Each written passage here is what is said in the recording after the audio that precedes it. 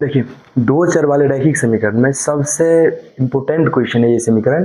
कई बार board examination में आ भी चुके हैं और आने की भी संभावना होगी। तो आज आप लोग देखेंगे इस क्वेश्चन को बहुत ही बढ़िया से। देखिए, आवाज जा रही है सबको बढ़िया। तो ये है दो चर वाले रैखिक समीकरण और दो चर, चैप्टर का नाम दो चर वाले रैखिक समीकरण। और दो चर वाले रैखिक समीकरण में आज हम लोग देखते हैं एक्सरसाइज 3.3 का क्वेश्चन नंबर 1 का 5वां क्वेश्चन। देखिए क्वेश्चन क्या है, तो क्वेश्चन है इससे पहले तो आपको बता चुके हैं कि इसको जो हल करना है प्रतिस्थापन विधि से, और इसका अगला वीडियो तो आपको मिल भी चुका है। देखो इसमें क्या है, तो √2x प्लस √3y बराबर 0, फिर उसके बाद √3x माइनस √8y बराबर कितना 0, यही है ना। चलिए इसको जो हम लोग सॉल्व करेंगे ना, तो लिखेंगे यहाँ पे कौन सा विधि से चलना है, प्रतिस्थापन विधि से। देखिए हल प्रतिस्थापन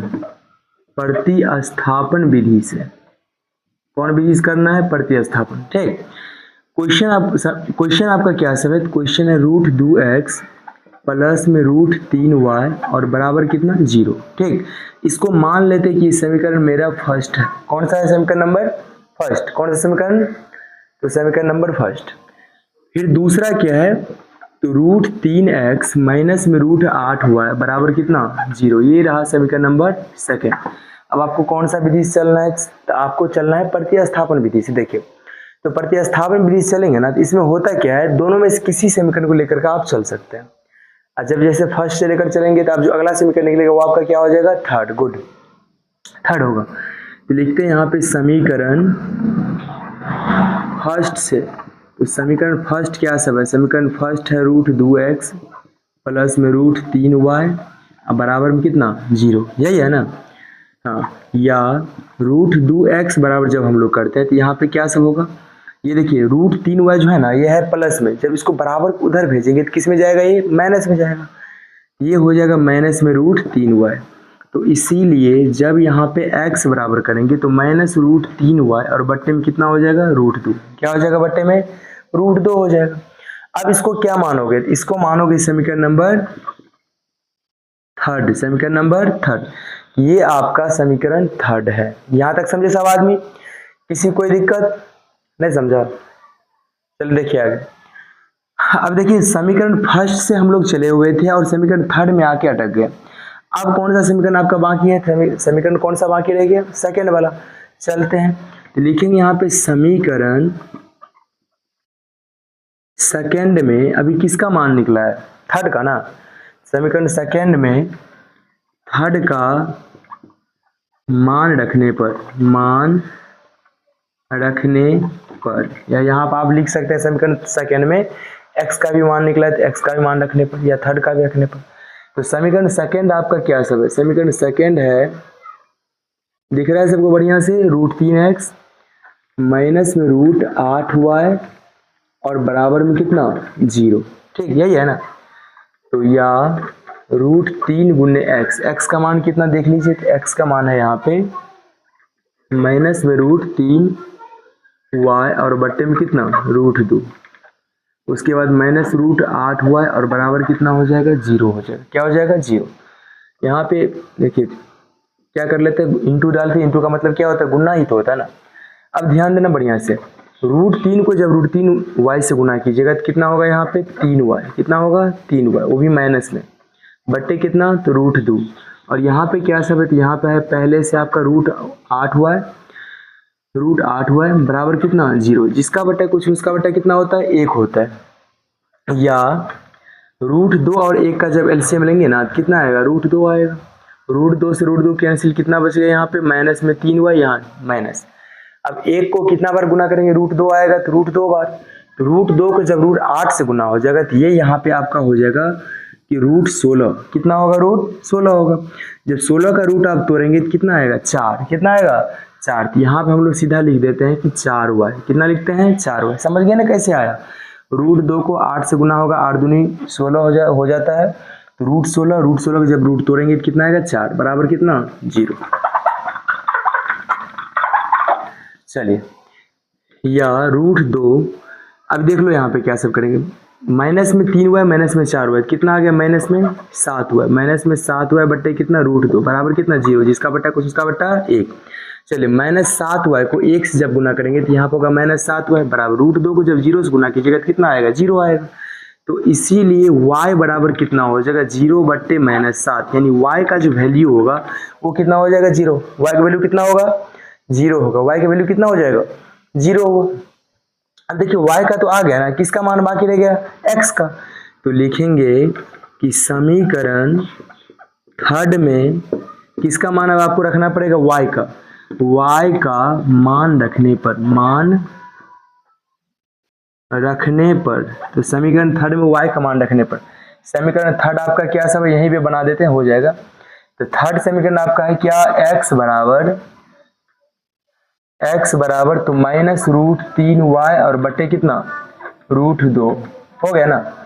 तो बराबर देखिए -√3 गुने y का मान कितना अभी निकला है 0 और बट्टे में कितना √2। तो 0 को किसी भी संख्या से गुना करेंगे या भाग करेंगे आंसर कितना आएगा 0 आएगा। यानी x का वैल्यू भी आपके सामने कितना आ गया 0, x का वैल्यू भी कितना आ गया 0, y का वैल्यू भी कितना आ गया 0। हो जाएगा ना, हो गया। तो लिखेंगे अतः x बराबर 0 और y बराबर 0, दोनों आपका आंसर हो गया। समझ में आया। देखिए क्वेश्चन देखिए आप लोग, क्वेश्चन है क्वेश्चन नंबर 6। क्वेश्चन क्या है कि 3x/2 -5y/3 बराबर कितना तो -2, फिर उसके बाद x/3 प्लस y/2 बराबर कितना 13/6, यही है ना। हम लोग कौन सा विधि से चलेंगे तो प्रतिस्थापन विधि से। चलिए लिखते हैं यहाँ पे हल प्रतिस्थापन विधि से। तो प्रतिस्थापन विधि से चलेंगे। क्या सब समीकरण है, समीकरण है आपका 3x/2 माइनस में क्या सब तो 5y/3 और बराबर में कितना तो माइनस में 2, यही है ना। चलिए देखिए क्या करते हैं, ये आपका बट्टा में है तो हम लोग क्या करते हैं बट्टा को हटा करके इसका सिंपल रूप करते हैं। तो 2 और 3 का जब लघुत्तम लेंगे आप कितना आएगा 6 आएगा। 2 को कितना बार पढ़ेंगे 6 आएगा 3 बार। 3 को जब 3x से गुना हो गया 3 दिया 9x माइनस 3 को जब 3 को कितना बार पढ़ेंगे 6 आएगा 2 बार। 2 को जब 5 से गुना हो जाएगा तो 5 दूनी कितना हो गया 10 हुआ है बराबर कितना तो माइनस में 2, यही ना। या देखिए फिर यहाँ पे है 9x जिसका बट्टा कुछ नहीं उसका बट्टा 1 कर लेते हैं। अब देखो 9x को जब 1 से गुना कीजिएगा कोना कोना गुना, जब 9x को 1 से गुना करेंगे तो यहाँ पर होगा 9x माइनस 10y को जब 1 से गुना करेंगे तो यहाँ पर होगा माइनस में 10y और बराबर 6 को जब -2 से गुना करेंगे तो 6 दूनी कितना आ गया 12, वो भी माइनस में होगा। ठीक, ये हो गया 9x माइनस 10y बराबर कितना तो माइनस में 12। इसको मानते हैं समीकरण नंबर फर्स्ट। क्या मानते हैं समीकरण नंबर फर्स्ट। फिर देखो यही समीकरण हम लोग उठा लेते हैं। दूसरा समीकरण क्या सब आपका, दूसरा है x/3 प्लस में y/2 और बराबर में क्या सब तो 13/6, यही है ना। गौर करेंगे बढ़िया से। 3 2 का जब लघुत्तम लेंगे तो 3 2 का लघुत्तम कितना होता है 6 होता है, सबको पता है। 3 दूनी 6 यानी कि यहाँ पे हो जाएगा 2x प्लस 2 तिया 6 यहाँ पे हो जाएगा 3y। अब बराबर में क्या सब होगा तो ये होगा 13/6, यही ना। जब बराबर में हो, जब संख्या बट्टा में और बराबर में हो, ठीक, बीच में जब बराबर रहेगा ना तो हम लोग देखिए आमने सामने वाले को काट सकते हैं। 6 से 6 हो गया कैंसिल, क्या सब बचा तो आपके सामने बचा हुआ है 2x फिर उसके बाद प्लस में 3y और बराबर में कितना तो 13, यही है ना। इसको मान लेते हैं समीकरण नंबर सेकंड। क्या मानते हैं समीकरण नंबर सेकंड। तो फर्स्ट आपका ये रहा और सेकंड आपका ये रहा। अब देखिए समीकरण जब फर्स्ट से हम लोग चलेंगे, लिखेंगे यहाँ पे समीकरण फर्स्ट से। समीकरण फर्स्ट क्या सब है तो समीकरण फर्स्ट है यहाँ कि 9x माइनस में 10y और बराबर में कितना तो माइनस में 12, यही है ना। या 9x बराबर जब आप करोगे तो क्या सब होगा माइनस में 12, ये 10y है माइनस में बराबर उधर जाएगा तो प्लस में 10y। इसीलिए x बराबर जब होगा तो माइनस में 12 प्लस में 10y और बट्टा कितना हो जाएगा 9, बट्टा कितना होगा 9। इसको मान लेते हैं समीकरण नंबर थर्ड। समीकरण नंबर थर्ड हो गया। अब चलेंगे यानी कि हम लोग समीकरण जब फर्स्ट से चले तो थर्ड में आकर अटक गए। x का मान कितना निकल गया -12 प्लस 10y/9। अब कौन सा बाकी रह गया है, तो बाकी रह गया आपका समीकरण सेकेंड। सेकेंड से चलेंगे तो कोई एक वैल्यू आ जाएगा। तो समीकरण सेकेंड में किसका मान अभी निकला है, थर्ड का मान दे देते हैं। समीकरण सेकेंड में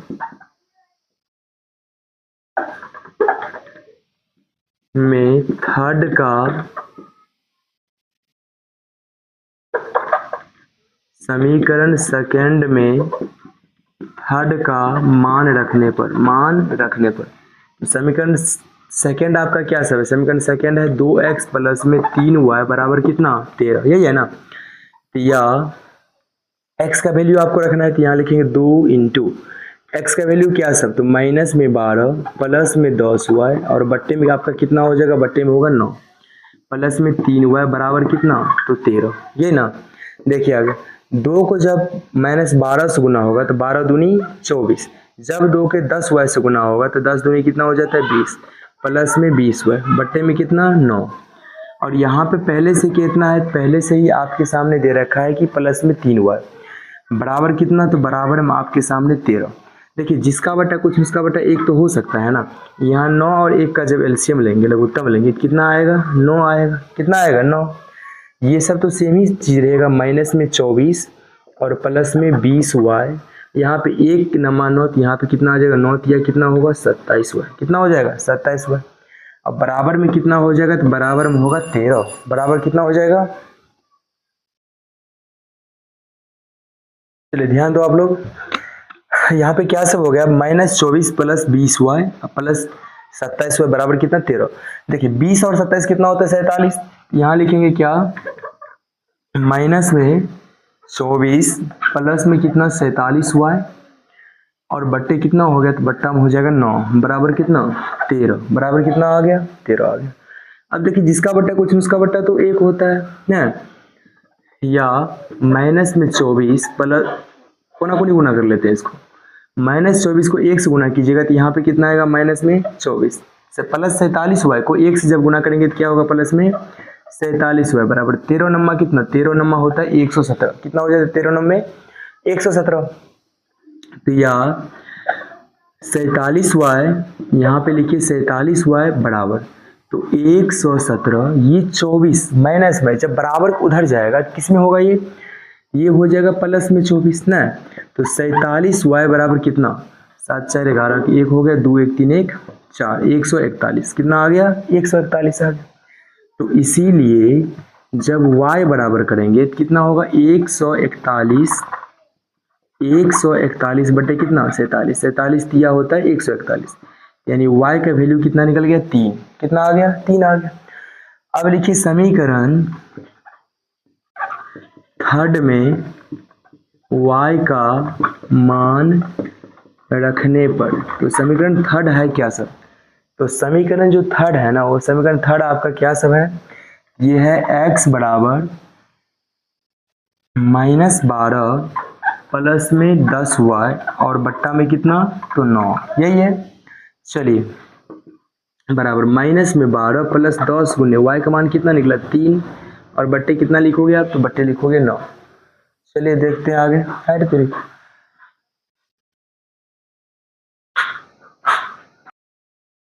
चलिए देखिए क्या सब हो गया, यहाँ पे क्या होगा, तो -12 10 पे कितना 30, कितना आ गया 30, यहाँ पे लिखो कि -12 और प्लस में कितना 30 बट्टे कितना हो गया 9। तो यहाँ पे क्या सब हो जाएगा, तो ये हो जाएगा कि देखिए -12 प्लस 30 में जब 12 घटेगा तो कितना बच गया 18, कितना आया 18 बट्टे जब 9 कीजिएगा तो कितना हो जाएगा 2, कितना होगा 2, यानी कि x का वैल्यू आ गया 2 और y का वैल्यू कितना आया था 3, y का वैल्यू कितना आ गया था 3 आया था। तो यही होगा आपका आंसर, x बराबर 2 और y बराबर 3 हो गया।